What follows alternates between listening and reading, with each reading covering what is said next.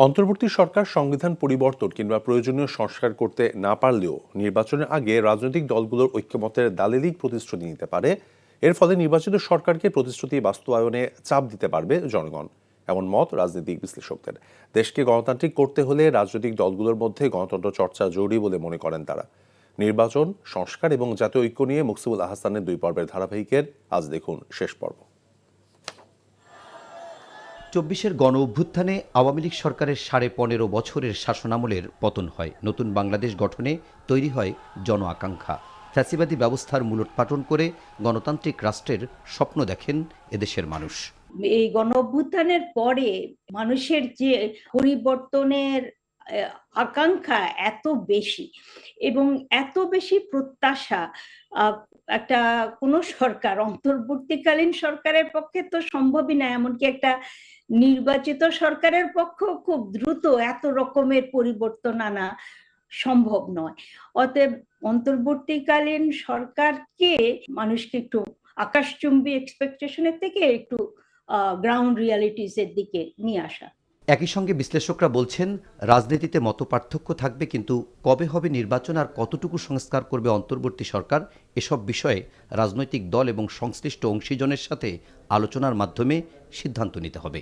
কিছু কিছু ব্যাপারে আমার মনে হয় মত ঐক্য খুব সহজেই হয়তো হয়ে যাবে। 2 টার্মে প্রাইম মিনিস্টার কিংবা প্রেসিডেন্ট থাকবে, কিংবা ক্ষমতার একটা চেকস অ্যান্ড ব্যালেন্স থাকবে, 2 কক্ষ বিশিষ্ট একটা পার্লামেন্ট।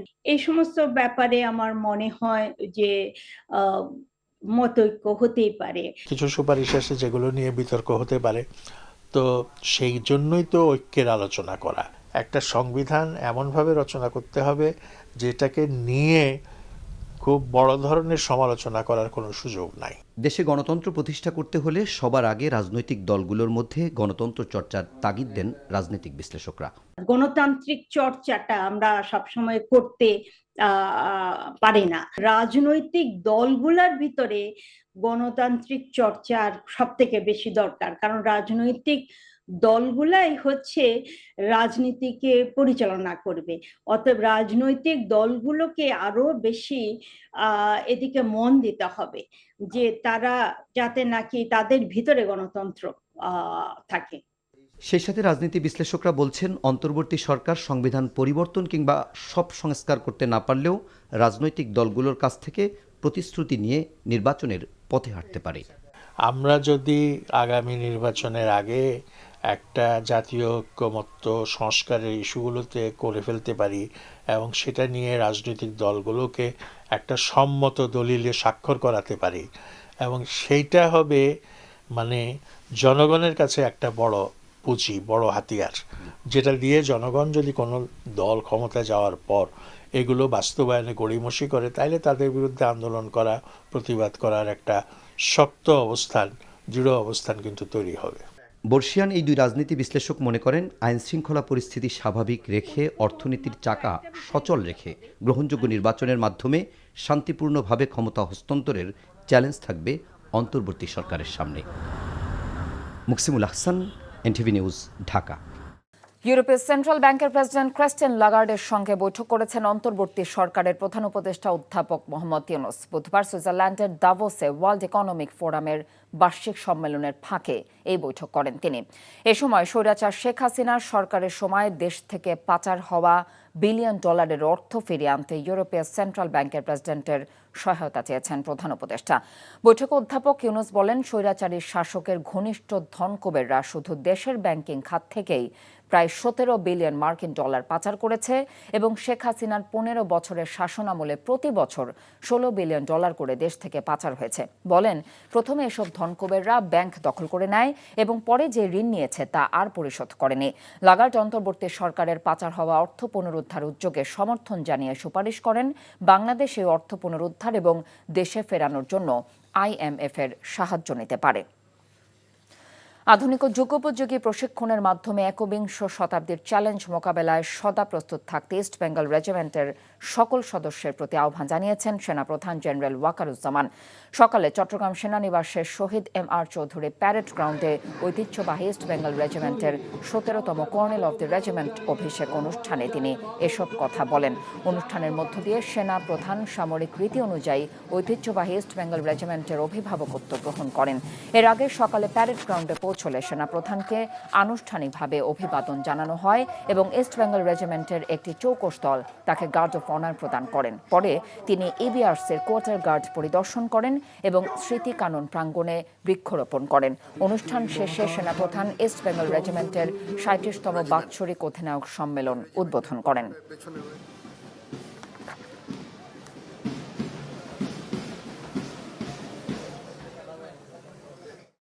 দীর্ঘ 16 বছর পর কারাগার থেকে মুক্তি পাচ্ছেন বিস্ফোরক মামলায় জামিন পাওয়া বিডিআর সদস্যরা। আজকে রানীগঞ্জে কেন্দ্রীয় কারাগার এবং গাজীপুরের কাশিমপুর কারাগার থেকে মোট 168 জন বিডিআর সদস্য মুক্তি পাওয়ার কথা রয়েছে।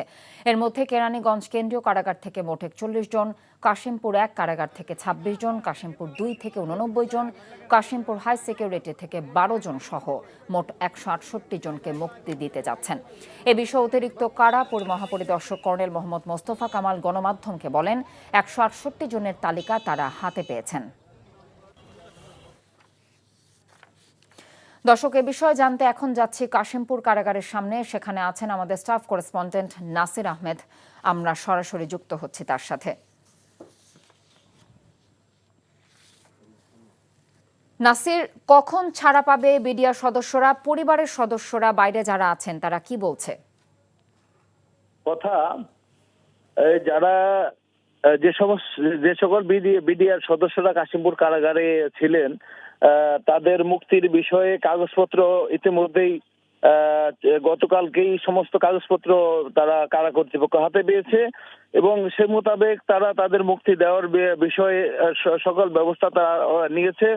এবং আমরা যেটা দেখেছি যে সকাল থেকেই অর্থাৎ যারা কারা অভ্যন্তরে আছেন কারাগারে তাদের স্বজনরা সকাল থেকেই কারাগারের সামনে ভিড় জমাচ্ছেন এবং নানা বয়সের ছোট ছোট শিশু বাচ্চা কোলে নিয়ে তারা স্বজনের অপেক্ষা করতেছেন এবং বিভিন্ন জায়গা থেকে তারা অনেক ফুল নিয়ে এসেছেন, মিষ্টি নিয়ে এসেছেন এবং কারাগারের সামনে প্রচন্ড মানুষের ভিড় এবং তাদের স্বজনদের ভিড় রয়েছে এবং যারা যারা আস্তে আস্তে কারাগার থেকে 2-1 করে বেরিয়ে আসতেছেন এবং তাদেরকে ফুল দেওয়া হচ্ছে এবং তাদের মিষ্টি খাওয়ানো হচ্ছে।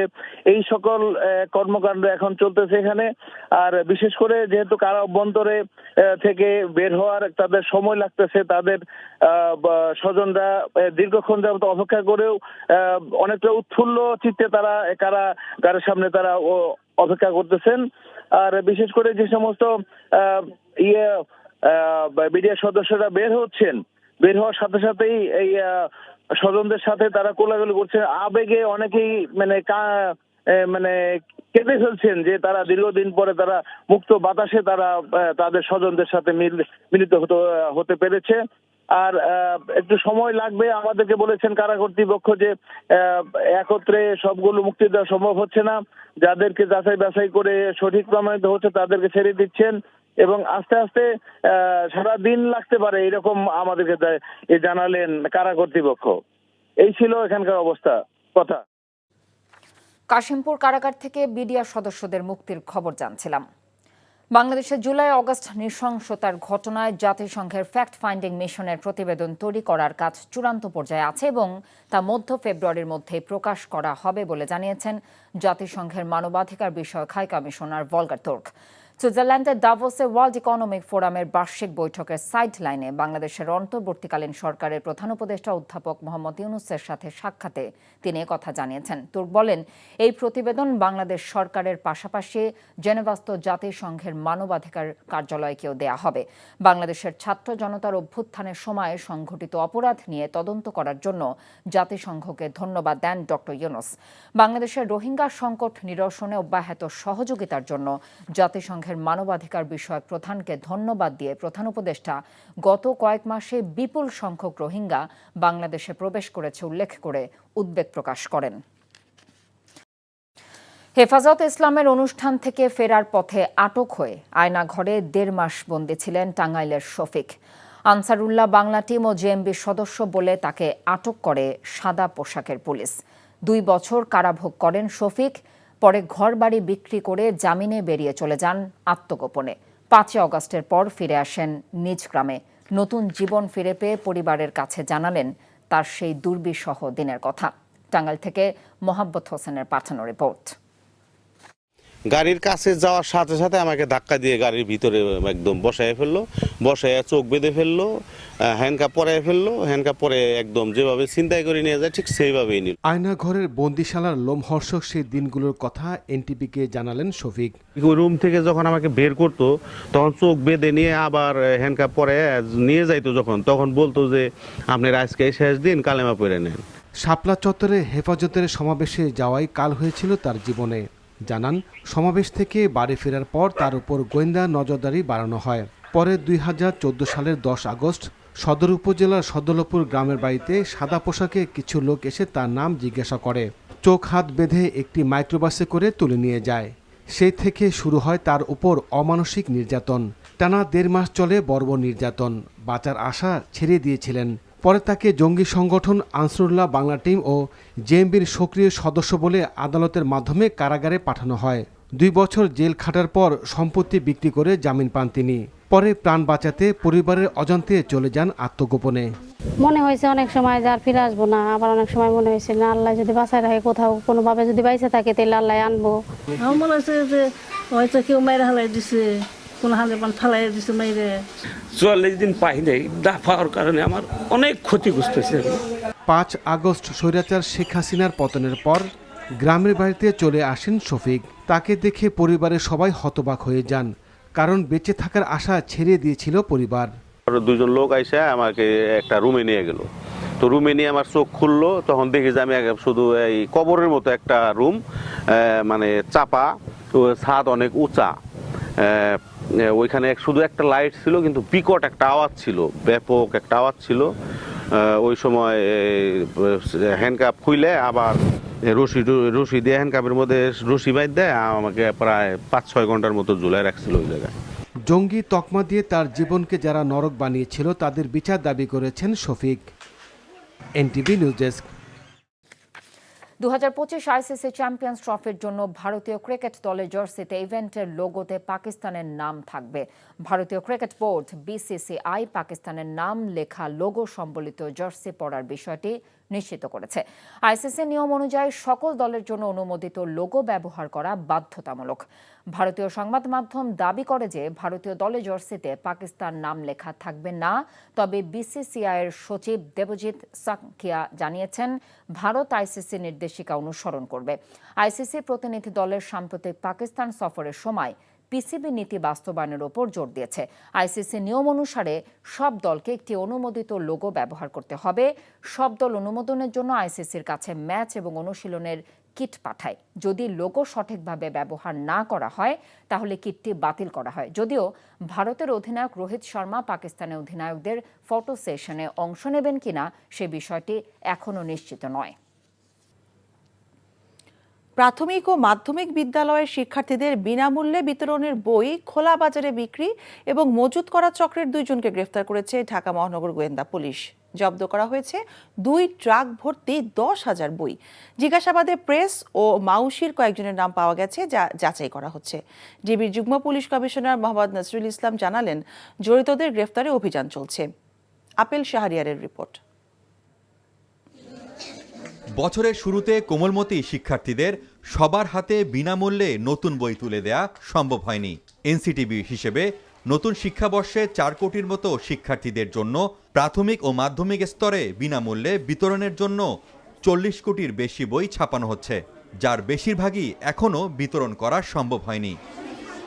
বিপুল চাহিদা থাকায় বিনামূল্যের পাঠ্য বই বিক্রির জন্য চলে যাচ্ছে খোলাবাজারে। সক্রিয় হয়ে উঠেছে খোলাবাজারে বই বিক্রির সিন্ডিকেট। রাজধানীর লালবাগে অভিযান চালিয়ে একটি গোডাউন থেকে 10,000 বই জব্দ করে ডিবি। বিক্রির উদ্দেশ্যে বই মজুত করা চক্রের 2 জনকে গ্রেপ্তার করা হয়। সিরাজুল ইসলাম উজ্জ্বল নামে যে ব্যক্তি যাকে গ্রেপ্তার করা হয়েছে, মূলত যার গোডাউন থেকে আনা হয়েছে, তিনি 10 বছর পূর্বে একই কার্যক্রমে এর আগে একবার গ্রেপ্তার হয়েছিলেন। গ্রেপ্তার পরবর্তী মানে সেই খোলা বাজারে বই মজুতদারি করে এবং এক একটা বই 10 টাকা 12 টাকা করে কিনে উচ্চ দরে 80 টাকা 85 টাকা করে বিক্রি করে। প্রাথমিকভাবে এটা সে স্বীকার করেছে। ডিএমপি মিডিয়া সেন্টারের সংবাদ সম্মেলনে জানানো হয় এমন আরও বেশ কয়েকটি চক্রের সন্ধান পেয়েছে পুলিশ। আর কারা কারা এই ধরনের কার্যক্রম করে আমরা কিছু নাম পেয়েছি এবং বিতরণের ক্ষেত্রে পরিবহনের ক্ষেত্রে কারা এই অনিয়মের সাথে সংশ্লিষ্টতা আছে তাদেরও কিছু নাম পেয়েছি। তাদেরকে আইনের আওতায় আনার বিষয়টা আমাদের প্রক্রিয়াধীন রয়েছে। এদিকে শেরপুরেও ট্রাক ভর্তি প্রাথমিক ও মাধ্যমিকের বই জব্দ করেছে পুলিশ। অসাধু ব্যবসায়ীদের অপতৎপরতা বন্ধে বইয়ের দোকানগুলোতে গোয়েন্দা নজরদারি বাড়ানো হয়েছে বলে পুলিশের পক্ষ থেকে জানানো হয়েছে। Apple Shahriar, NTV news, Dhaka. দীর্ঘ 16 বছর পর কারাগার থেকে মুক্তি পেলেন বিডিআর বিদ্রোহের ঘটনায় বিস্ফোরক মামলায় জামিন পাওয়া বিডিআর সদস্যরা। সকাল থেকে ঢাকার কেরানীগঞ্জে কেন্দ্রীয় কারাগার ও গাজীপুরের কাশিমপুর কারাগার থেকে মোট 168 জন বিডিআর সদস্যরা মুক্তি পেয়েছেন। কারা ফটকে তাদের স্বাগত জানান স্বজনরা। এ সময় আবেগঘন পরিবেশের সৃষ্টি হয়। কেরানীগঞ্জ প্রতিনিধি দেলোয়ার হোসেন এবং গাজীপুর প্রতিনিধির সহায়তায় নূর হোসেনের রিপোর্ট। কেরানীগঞ্জের ঢাকা কেন্দ্রীয় কারাগারের ফটকে সদ্য মুক্তি পাওয়া বাবাকে জড়িয়ে মালিহার এই কান্না আনন্দের। 3 মাস বয়সে মালিহাকে রেখে পিলখানা হত্যাকাণ্ডের ঘটনায় কারাগারে যান বিডিআরের এই সদস্য। জ্ঞান হওয়ার পর থেকেই বাবার আদর থেকে বঞ্চিত ছিলেন মালিহা, তাই বাবার ছোঁয়া পেয়ে কান্না ধরে রাখতে পারেননি তিনি। আমি কোনো অপরাধ করি নাই, আমি ইনশাল্লাহ আমি ভালোভাবে সুস্থভাবে আমি নির্দোষ হয়ে আমি বাড়ি ফিরবো, কিন্তু সেই সুযোগটা হয় নাই। মালিহার মতোই আবেগ আপ্লুত ছিলেন বিস্ফোরক আইনের মামলায় জামিন পেয়ে মুক্তি পাওয়া বিডিআর সদস্যের পরিবারের সদস্যরা।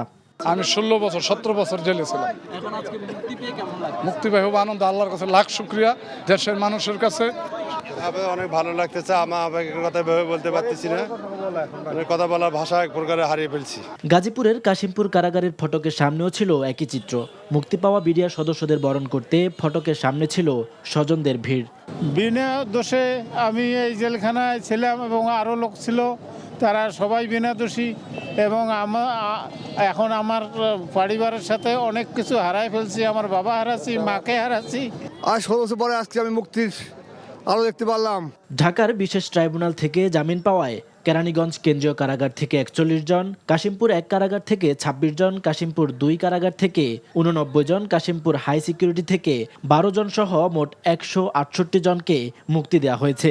তাদের অভিযোগ, বিনা অপরাধে এতদিন তাদেরকে বন্দি রাখা হয়েছে। জীবন শেষ হয়ে গেছে, মানে যেটা ক্ষতি হয়েছে এটা কোনো কিছু পোষানোর মতো না। ছোট বোনটাকে রেখে আসছিলাম ক্লাস 2-তে, তার মেয়ে এখন ক্লাস 1-এ পড়ে। মুক্তি পাওয়ায় গণ অভ্যুত্থানে নেতৃত্ব দেওয়া বিপ্লবীদের ধন্যবাদ দেন মুক্তি পাওয়া বিডিআর সদস্যরা। দাবি জানান দ্রুত চাকরিতে পুনর্বহালের। ধন্যবাদ জানাচ্ছি এবং সেই সাথে কৃতজ্ঞতা প্রকাশ করতেছি, তারা যেন আমাদের এই বিডিআর ভাইদের ন্যায় বিচার প্রতিষ্ঠা করে এবং তাদেরকে পুনর্বহাল করে। 16 বছরের বন্দি জীবন শেষে মুক্ত বাতাসে বিডিআরের বেশ কয়েকজন সদস্য। তাদের দাবি, বিনা অপরাধে এতগুলো বছর তাদেরকে কারাগারে কাটাতে হয়েছে। অন্তর্বর্তীকালীন সরকারের কাছে তাদের আবেদন, পিলখানা হত্যাকাণ্ডের প্রকৃত দোষীদের বিচার নিশ্চিত করে বিডিআরকে কলঙ্কমুক্ত করা। নূর হোসেন, এনটিভি নিউজ, কেরানীগঞ্জ, ঢাকা। 2025 সালের শেষে অথবা 26 সালের শুরুতে জাতিকে একটি সুষ্ঠু, সুন্দর ও নিরপেক্ষ জাতীয় সংসদ নির্বাচন দেওয়ার লক্ষ্যে কমিশন কাজ করছে বলে জানিয়েছেন নির্বাচন কমিশনার আব্দুর রহমান মাসুদ। সকালে পটুয়াখালী জেলা নির্বাচন অফিসে এক মতবিনিময় সভায় তিনি এসব কথা বলেন। 2025 সনের ডিসেম্বর অথবা 2026 সনের পহেলা প্রথমাংশে যদি ভোট হয়, নিশ্চয় আইন শৃঙ্খলা পরিবেশ সুন্দর হবে এবং আমরা জাতিকে একটা সুষ্ঠু, নিরপেক্ষ ও সুন্দর এবং গ্রহণযোগ্য একটা ভোট উপহার দিতে পারব। হেফাজত ইসলামের অনুষ্ঠান থেকে ফেরার পর আটক হয়ে আয়নাঘরে 1.5 মাস বন্দী ছিলেন টাঙ্গাইলের শফিক। আনসারুল্লাহ বাংলা টিম ও জেএমবি সদস্য বলে তাকে আটক করে সাদা পোশাকে পুলিশ। 2 বছর কারাভোগ করেন শফিক। পরে ঘর বাড়ি বিক্রি করে জামিনে বেরিয়ে চলে যান আত্মগোপনে। 5 আগস্টের পর ফিরে আসেন নিজ গ্রামে। নতুন জীবন ফিরে পেয়ে পরিবারের কাছে জানালেন তার সেই দুর্বিষহ দিনের কথা। টাঙ্গাইল থেকে মোহাম্মদ হোসেনের পাঠানো রিপোর্ট। গাড়ির কাছে যাওয়ার সাথে সাথে আমাকে ধাক্কা দিয়ে গাড়ির ভিতরে একদম বসায় ফেললো, বসায় চোখ বেঁধে ফেললো, হ্যান্ডকাপ পরায় ফেললো, হ্যান্ডকাপ পরে একদম যেভাবে ছিনতাই করে নিয়ে যায় ঠিক সেইভাবেই নিল। আয়না ঘরের বন্দিশালার লোমহর্ষক সেই দিনগুলোর কথা এনটিভিকে জানালেন শফিক। রুম থেকে যখন আমাকে বের করতো তখন চোখ বেঁধে নিয়ে আবার হ্যান্ডকাপ পরে নিয়ে যাইতো, তখন বলতো যে আপনার আজকে শেষ দিন, কালেমা পড়ে নেন। শাপলা চত্বরে হেফাজতের সমাবেশে যাওয়াই কাল হয়েছিল তার জীবনে।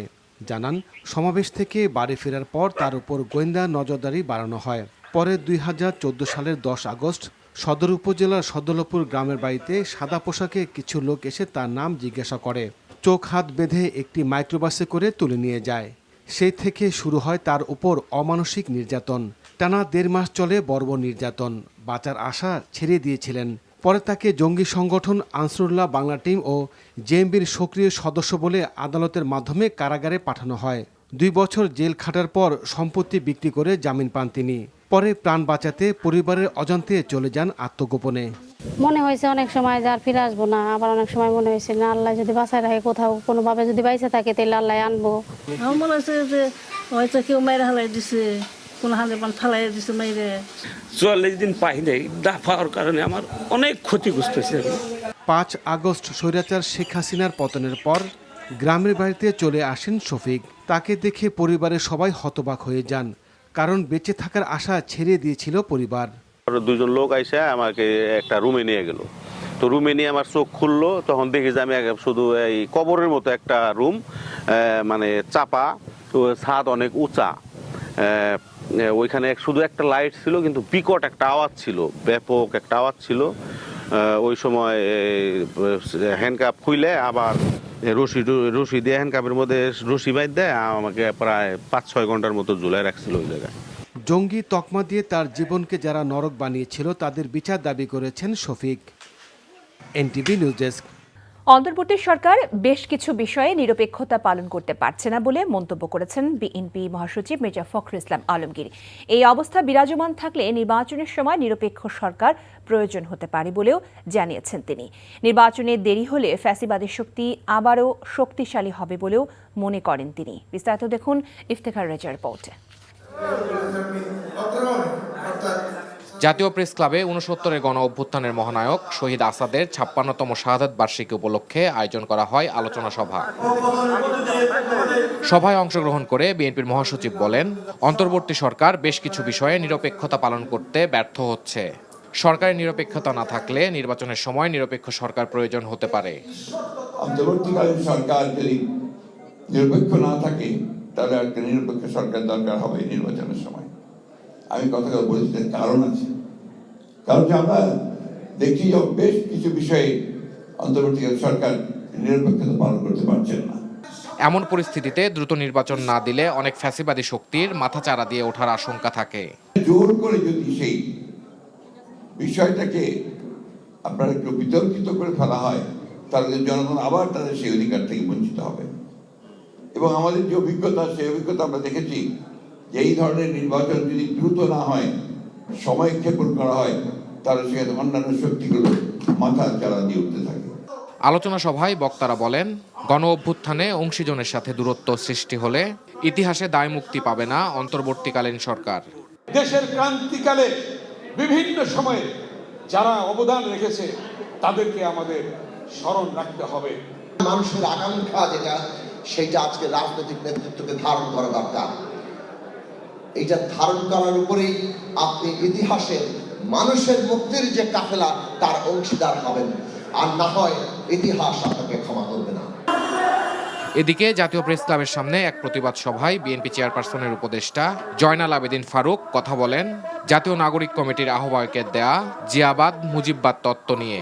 যে জিয়া বাংলাদেশে গণতন্ত্র ফেরত দিয়েছে, যে জিয়া বাংলাদেশের স্বাধীনতা ঘোষণা করেছে, সেই জিয়াকে নিয়ে, জিয়াবাদকে নিয়ে দয়া করে কোনো কটূক্তি না করাই ভালো। Iftekhar Reza, NTV news, Dhaka. BNP মহাসচিব মির্জা ফখরুল ইসলাম আলমগীরের নিরপেক্ষ সরকারের দাবি মূলত আরেকটি ১/১১ সরকার গঠনের ইঙ্গিত বহন করে বলে মন্তব্য করেছেন অন্তর্বর্তী সরকারের তথ্য উপদেষ্টা নাহিদ ইসলাম। অন্যদিকে সরকারের কাজে রাজনৈতিক দলের হস্তক্ষেপ করা অনুচিত বলে মন্তব্য করেছেন স্থানীয় সরকার উপদেষ্টা আসিফ মাহমুদ। এছাড়া রাজনীতিতে আতাতকারীরা আওয়ামী লীগের পুনর্বাসন চাচ্ছে বলে মন্তব্য করেছেন বৈষম্য বিরোধী ছাত্র আন্দোলনের সমন্বয়ক হাসনাত আব্দুল্লাহ। বৃহস্পতিবার আলাদা ফেসবুকে স্ট্যাটাসে এমন মন্তব্য করেন তারা।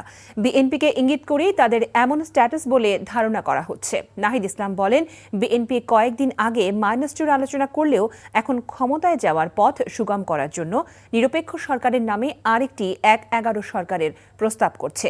এ ধরনের পরিকল্পনা গণতন্ত্র ও জাতীয় স্বার্থের বিরুদ্ধে যাবে এবং ছাত্র জনতা কোনোভাবেই এটা মেনে নেবে না। এটা বিএনপির বিরুদ্ধেও ষড়যন্ত্র। জুলাই নৃশংসতায় জাতিসংঘের ফ্যাক্ট ফাইন্ডিং কমিটির প্রতিবেদন মধ্য ফেব্রুয়ারিতে প্রকাশ করা হবে বলে জানিয়েছেন জাতিসংঘের মানবাধিকার বিষয়ক হাই কমিশনার ভলকার তুর্ক। সুইজারল্যান্ডে ওয়ার্ল্ড ইকোনমিক ফোরামের বার্ষিক সম্মেলনে সাইডলাইন বৈঠকে প্রধান উপদেষ্টা ডক্টর মোহাম্মদ ইউনূসকে তিনি একথা জানান।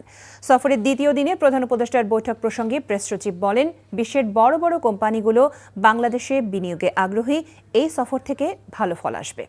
আরও জানাচ্ছেন মুকসিমুল আহসান।